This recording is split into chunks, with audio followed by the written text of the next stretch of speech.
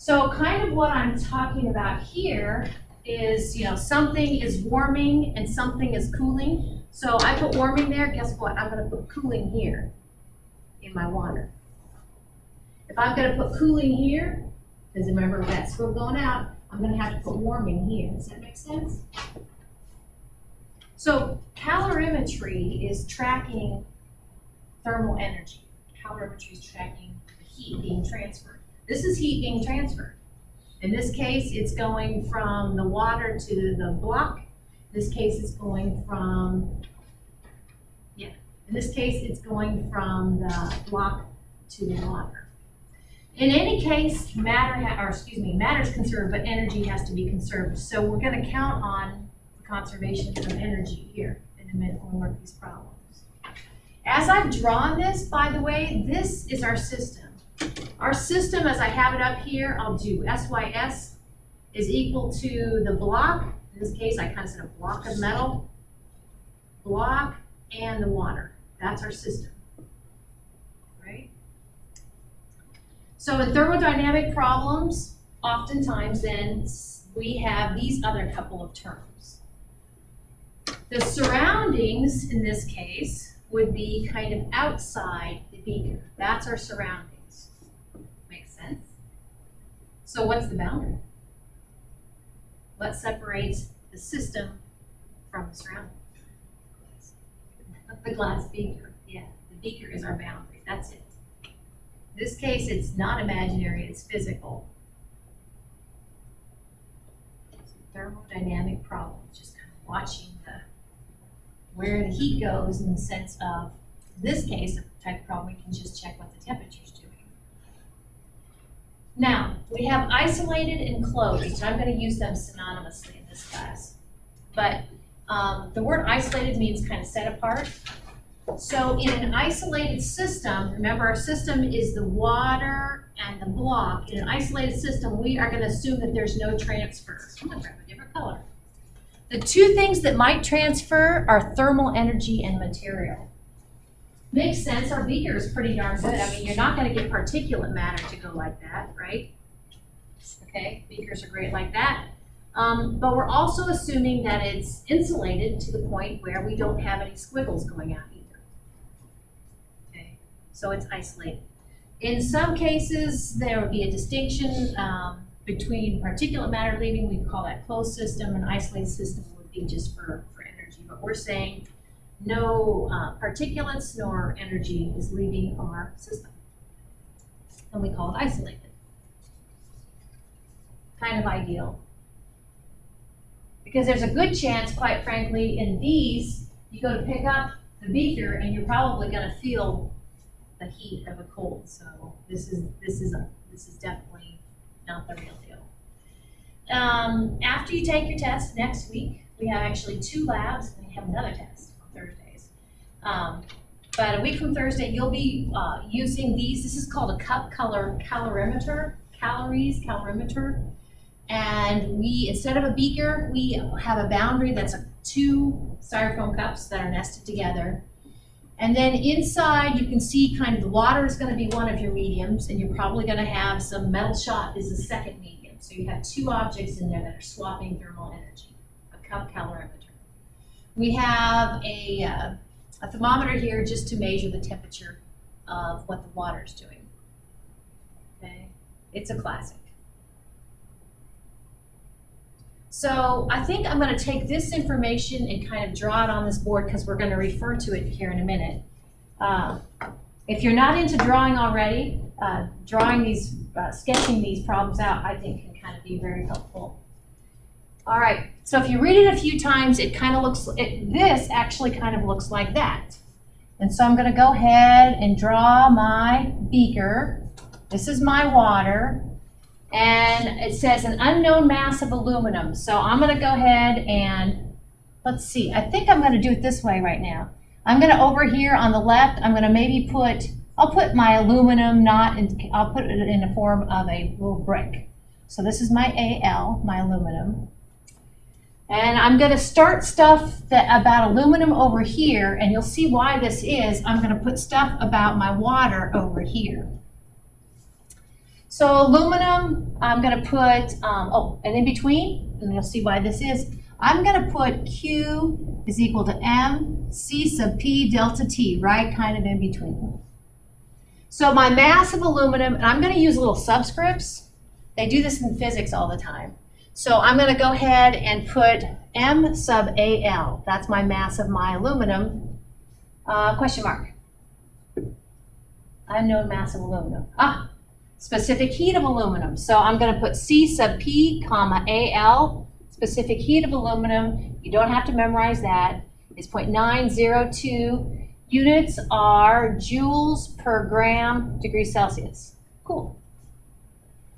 An unknown mass of aluminum with this specific heat is heated to 98.7 degrees Celsius. Now, if you read it a few times, what it is saying is before you put it in, that's its initial temperature. So actually, I'm going to add that over here.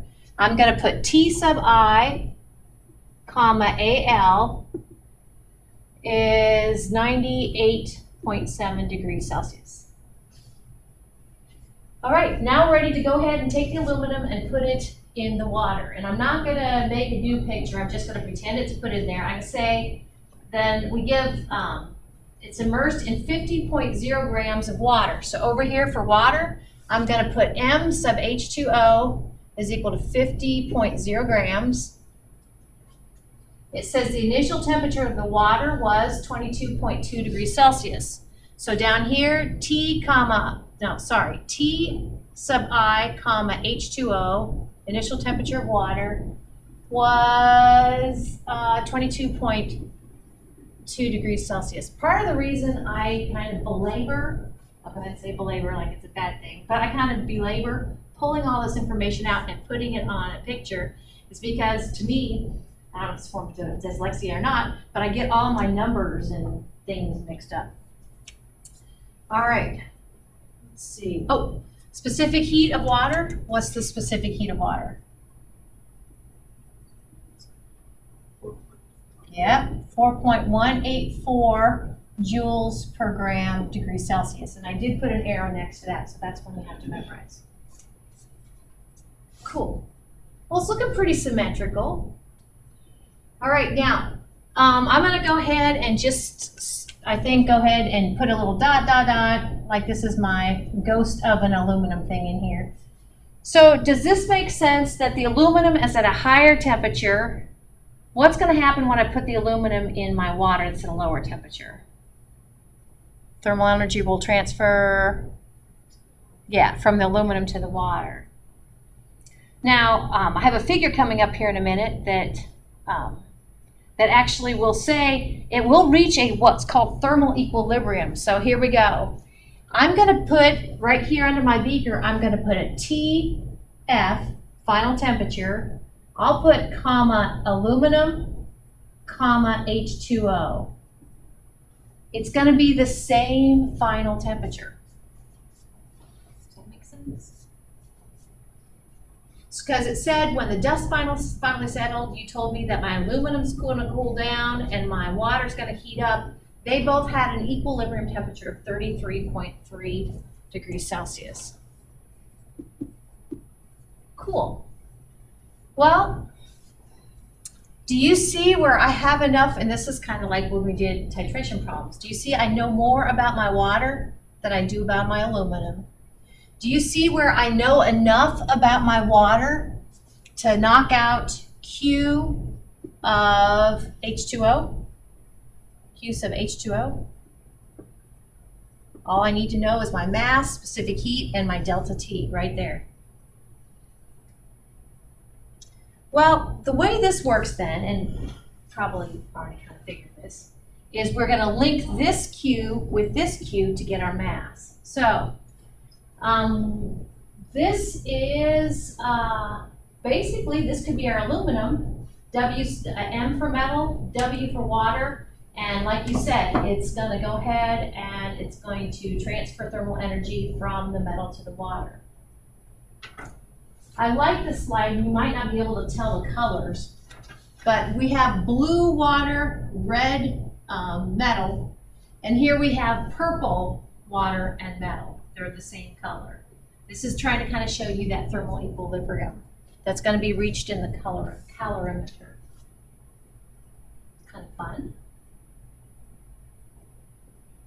So yeah, we're assuming that the system is isolated. Is that a good and fair assumption? Not always. So to work our problem, we're going to make the system is going to be the water and the aluminum. So this is going to be our system right here.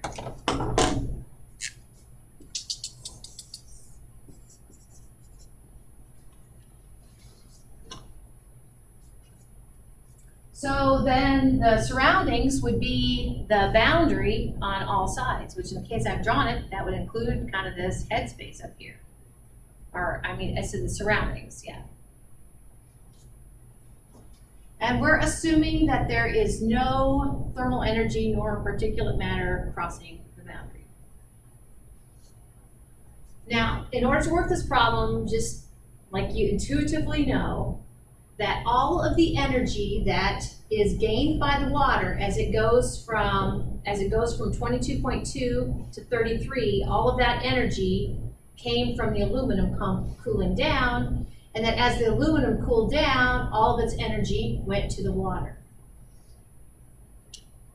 Since the system is isolated, remember what Q means? Q means change in thermal energy. Q is change in thermal energy. Since it's isolated, the change in thermal energy of the system is 0. Not to say we don't have things swapping heat, because we do. Okay, but there's no swapping heat, no change in thermal energy of this net thing. Well, if that's the case, we do this all the time in thermodynamic problems, we can take what's happening in our system and break it down into 2 components. There are changes occurring. There's a change occurring with the aluminum, change in thermal energy of aluminum, Q of aluminum. There is a change occurring with the water, change in thermal energy of the water. Okay. So those 2 things are dynamic, are changing. Okay.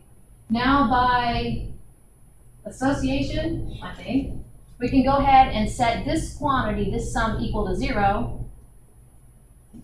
Okay, so in this, you're going to work thermodynamic problems, probably that will we do when you come back from break on Monday, or this class doesn't meet on Friday, that will have more than 2 things going on.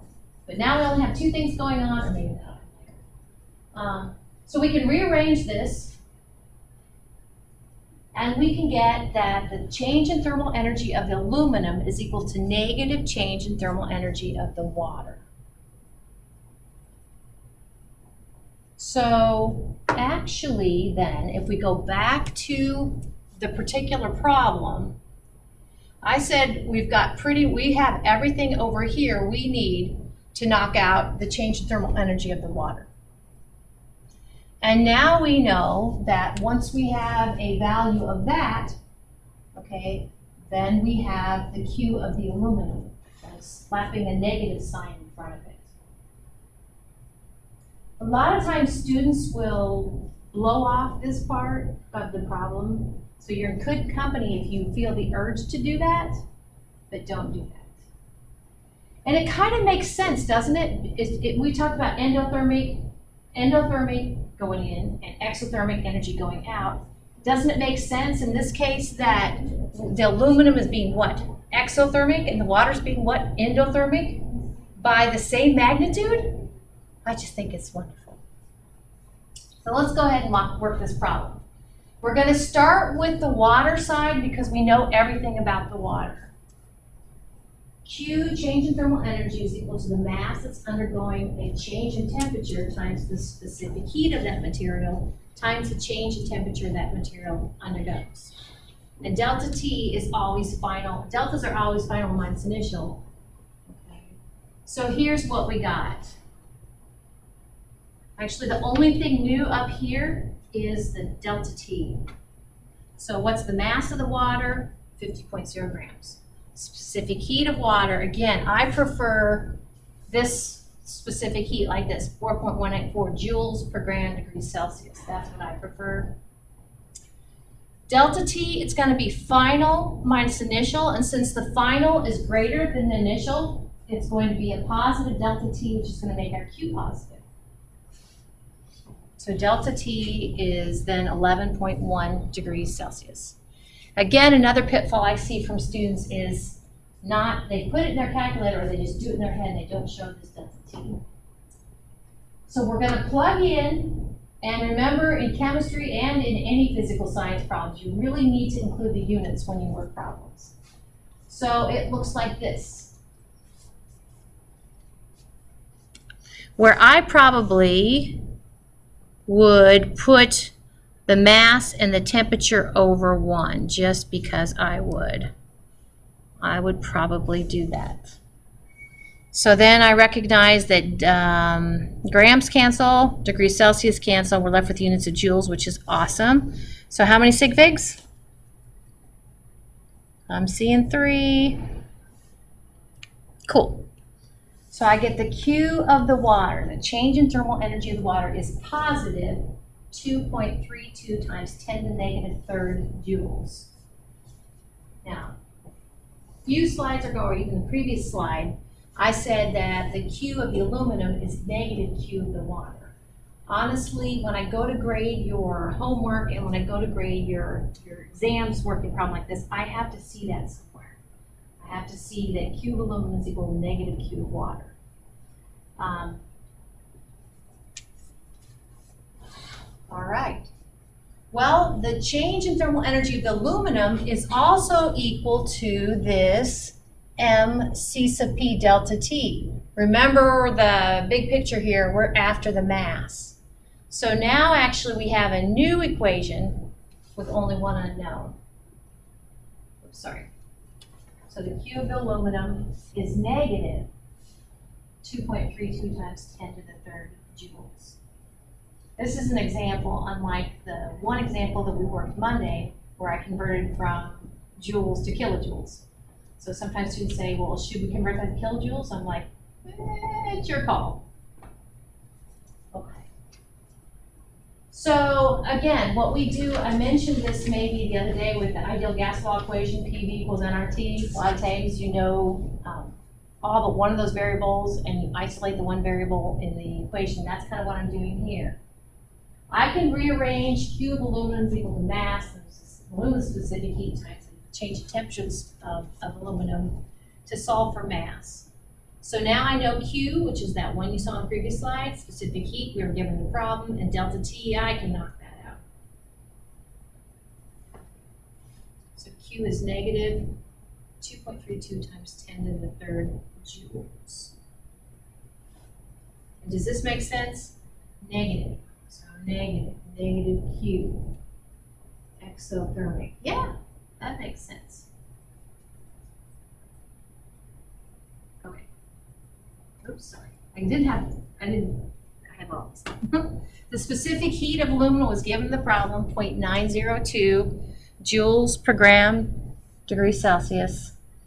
And then we can knock out our delta T by taking the final, which is that common equilibrium temperature, 33.3, and from it subtracting the initial, which is the 98.7. And of course, that's going to give us a negative delta T, negative 65.4 degrees Celsius, which will make our Q negative.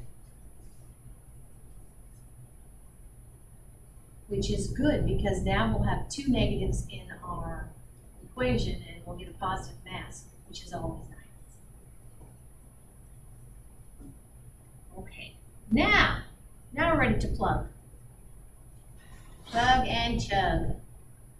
So the numerator, you have negative 2.32 times 10 to the third joules. And the denominator, you have that specific heat, 0.902 joules per gram degree Celsius. And then also in the denominator, you have the delta T, which we came up with was negative 65.4 degrees Celsius. And so, yeah, I would put this over 1 and then recognize that my degrees Celsius cancel.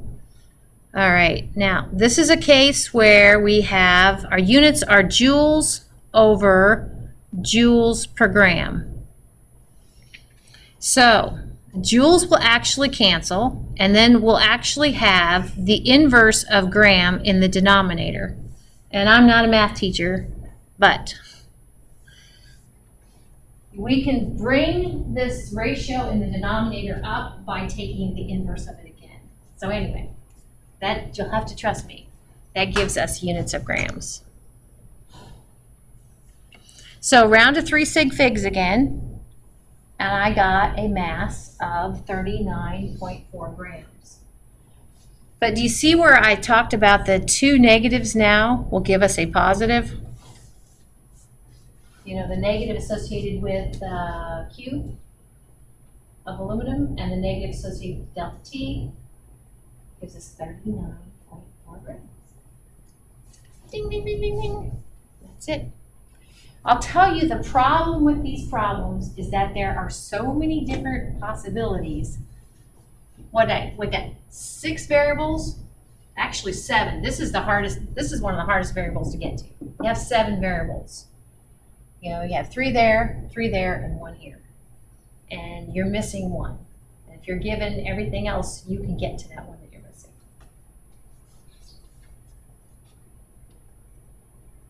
So any questions about that? These are kind of fun. So being fun. They will be due on next Monday then. Okay? All right. So like I said, I'll see you tomorrow at noon, or stop by my office if you have last minute questions.